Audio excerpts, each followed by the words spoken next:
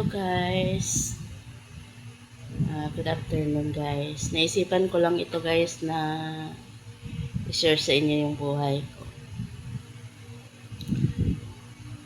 Nung nag-asawa ako guys, umuwi kami ng Bohol. Tapos, kasama ko yung anak ko. Pinabalik ko yung asawa ko dito sa Manila para magtrabaho. Kasawi ang palat guys. Hindi man trabaho guys ang napunta. Sinama ng babae guys sa probinsya nila. Ngayon, ando na siya sa probinsya ng babae, walang support. Ang nangyari guys, syempre, sobrang depressed ko guys. Nagkulong ako sa kwarto, siguro 2 linggo guys. Nagkulong ako sa kwarto, tapos kinausap ako ng kapatid ko na, ate, huwag kang malungkot kasi kung sakali mang maghiwalay kayo, hindi ka naman namin pagbabawalan na mag-asawa ulit. Parang pinapalakas yung loob ko guys. Tapos, kitagalan, hindi ba naman talaga, hindi madaling mawala guys eh. Kasi, siyempre, asawa mo yun. Tapos, nung time na yun, depressed ka. Tapos, sinisi ako ng nanay ko kasi yun ang pinili ko daw. Ikaw naman ang pumili niyan, sabi ng mama ko. So, di lalong mabigat sa guys, sa pakiramdam. Nung time na yun guys, na medyo na talaga ako, naaburido ako. Umalis ako sa bahay namin. Ang papa ko nasa laod. Tapos, doon ako sa may parang kubo-kubo doon sa pinsa namin. Bit-bit ko yung mga anak ko guys. Doon kami. Pagdating ng tatay ko guys, sinundo niya kami, binalik niya kami sa bahay kasi papas girl kasi ako guys eh. Papas girl ako. Natulo ang luha ko guys. Tapos, di umuwi kami guys, andun na kami. Ngayon, napagdesisyonan ko guys na umalis sa amin, magtrabaho para may support ako sa mga anak ko.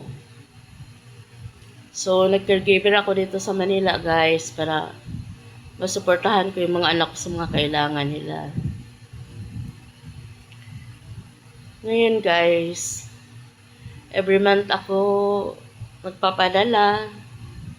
Every 2 months, magpapadala ako ng grocery. Tapos yung amo ko guys, para hindi malungkot yung mga anak ko kasi maliit pa nung time na yun. Binilihan niya ng TV, binigyan niya ako ng pangbiling TV. Para hindi malungkot yung mga bata. Di, okay na guys, nakauwi ako doon. Pag umuwi ako doon, 3 days lang guys, aeroplano kasi walang kasama yung amo kong babae guys eh. Nag-arkila lang kami ng private nurse. So, sa madaling salita guys, mahirap sa isang ina na lumayo sa anak, pero dahil sa hirap guys, magagawa talaga natin. Tapos lumaki ang anak ko doon hanggang sa, dahil yung lola ko talaga ang nagbabantay sa anak ko guys nung maliit pa, nung umalis ako. So, every month na magpapadala ako, mayroon din yung lola ko. So, ang madaling salita guys, walang natitira sa sahod ko. Walang natitira. Okay lang yun sa akin guys na walang matira, basta sila, yung mga bata, may makain sila doon. Basta yung mga anak ko, yung kailangan nila, maano lang, natuloy luha. Hirap. Tapos guys, dumating yung punto na yung lola ko nawala. So parang nag-aano yung mga anak ko kasi mas malapit sila sa lola ko. nahirapan akong magpaliwanag doon sa pangalawa kong anak. Kasi sobrang mahal na mahal nila yung lola nila.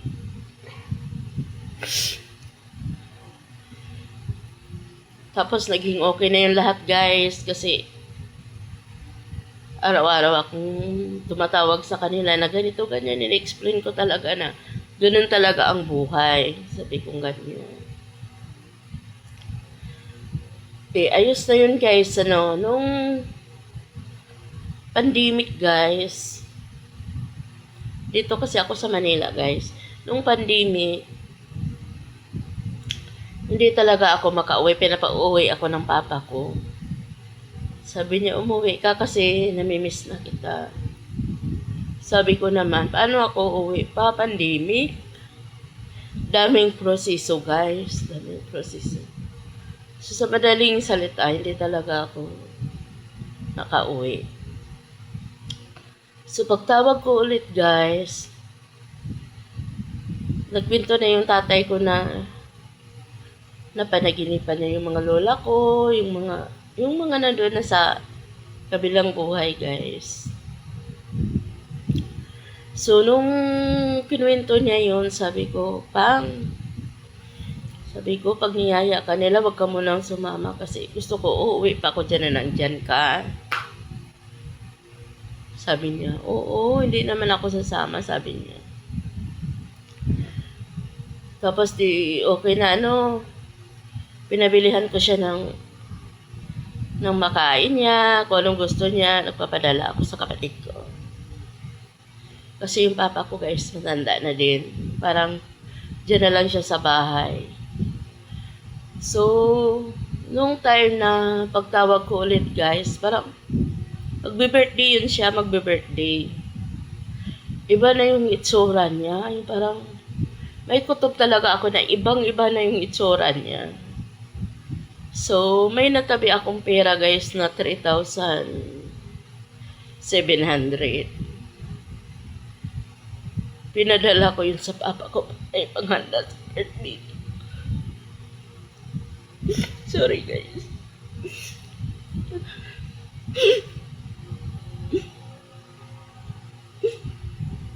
Sorry. 3,700 yun, guys. Talagang pinabili ko yun. Pinahanda ko sa birthday niya. Yun lang yung pira ko nung time na yun.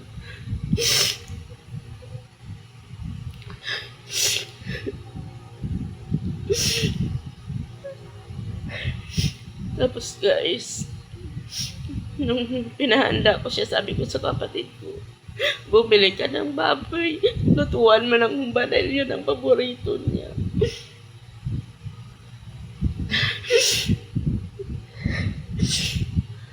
So, nagluto naman yung kapatid ko, guys, ng baboy kasi yun talaga ang request ko na paborito ni Papa.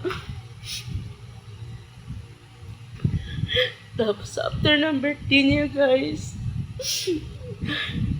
mga ilang araw lang,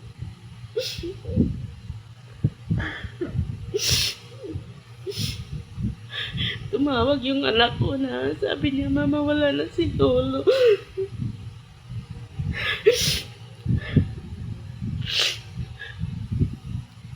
So, masakit, guys, kasi masakit yung pagkawala ng papa ko kasi sa lahat ng mga problema ko, sa kanya ako nagsasabi at saka siya yung kakampi ko. Never akong sinisi, never akong yung pinagsalitaan na basta lahat ng siya yung kakampi ko. Kung sa baga, guys, hindi kanya inaano na mas lalong yung loob mo. Pinapalakas niya yung loob mo. Kaya, nung hindi ako nakauwi, nung namatay yun, guys, grabe. Sa loob, kasi yun lang yung huli kong makikita siya.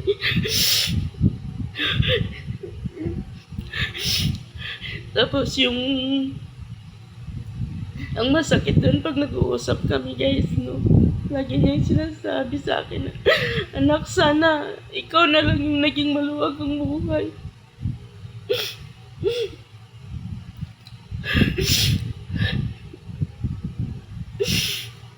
Yan ang hindi ko makalimutan sa tatay ko, guys. Kasi parang yung gusto kong abutin sana, gusto kong maibigay sa kanya, hindi ko naibigay.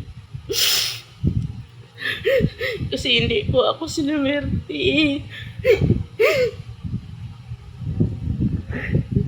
mga mga simpleng bagay lang yun, guys, yung mga naibigay ko sa papa ko.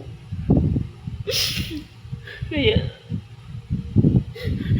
hanggang ngayon, guys, pag namimiss ko siya, umiiyak ako kasi naisip ko lagi yung sinasabi niya na sana maging maluwag ang buhay ko, kasi hindi ko kasi ako madama talaga, guys, kung anong hinihingi niya. Pagkaya ko, binibigay ko. Kaya hindi ko yan makakalimutan yung tatay ko talaga. Kasi nung nabubuhay pa yun, pag uwi ko, guys, pag umalis ako, umiiyak talaga yun. Sabi nga ng kapatid kong babae, ate, bakit pag ikaw ang umalis, umiiyak ko si papa? Kasi ako lang din naman ang malayo, guys, eh. Kaya, mahirap, guys, yung mawalan tayo ng magulang, no? Ang hirap. Ito yung mama ko, guys. Kahit ganun yun, never akong nagtanim ng sama ng loob. Hindi talaga ako nagtanim ng sama ng loob, guys. Pero malapit talaga ako sa papa ko, guys.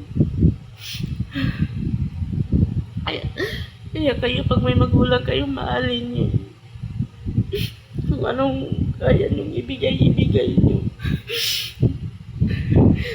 Kasi yun lang yung kagagayahan ng magulang natin, guys. Yung mabigyan sila ng kaligayahan.